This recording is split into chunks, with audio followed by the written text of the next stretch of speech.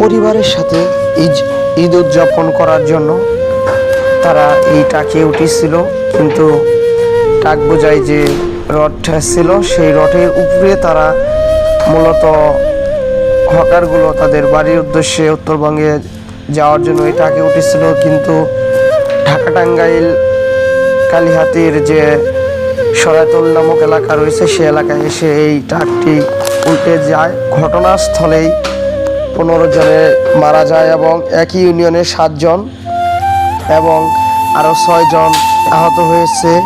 তো এরকম মর্মান্তিক দুর্ঘটনা এর আগে কখনো দেখিনি। তো তাদের পরিবারের শোকের ছায়া নেমে এসেছে। আসলে এই পরিবারের সাথে ঈদ উদযাপন করার জন্য তারা কিন্তু আনন্দে মেতে উঠেছিল, কিন্তু 1 মিনিটে যে এরকম আনন্দ ধূলিসাৎ করে দিবে তারা কিন্তু জানতো না। এরকম মর্মান্তিক দুর্ঘটনা যেন আর কারো না হয়।